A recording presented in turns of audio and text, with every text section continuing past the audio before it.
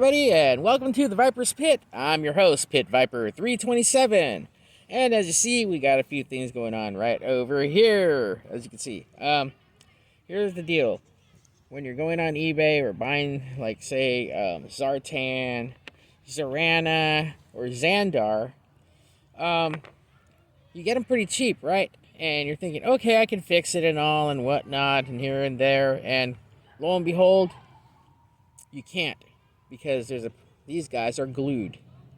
And as you can see, that's the thing about it with Zandar, Zartan, and of course Zorana, is that they are glued. That's why I got these guys cheap right here, as you can see, with Zandar and of course Zartan.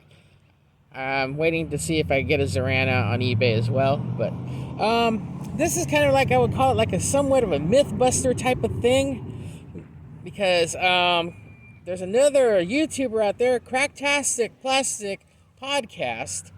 They apparently were able to do it without actually doing some of the most dangerous things that people have been doing with actually like a X-Acto blade or some sort of a box cutter. Because some people would cut in like so, like here and whatnot. And then, of course, that can slip and you can get hurt. And you could really, really end up in the hospital for that one. And that would not be a good thing. So I would not suggest using an X-Acto knife like they're thinking as well. Because Cracktastic Plastic came up with a new solution, which is pretty cool. And, of course, I did try it on this one. And it was successful. As you can see, I was able to take it apart.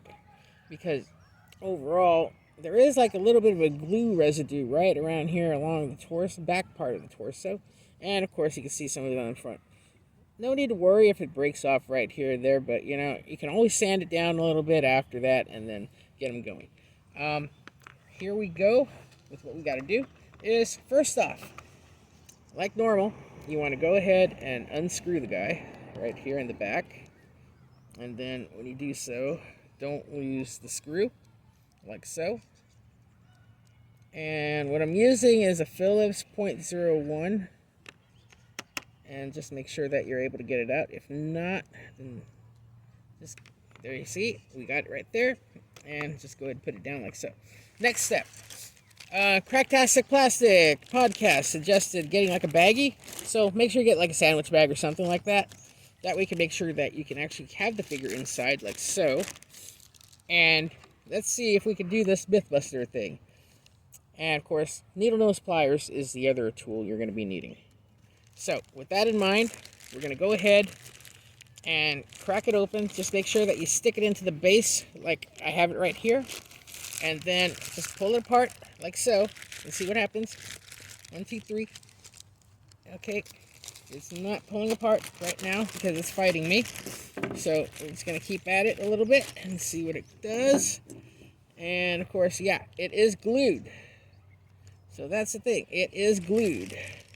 So we will work it out and see if we can get it. 1, 2, 3, got it. And of course, the Mythbuster part is, it didn't go too good because it actually got really glued good. So,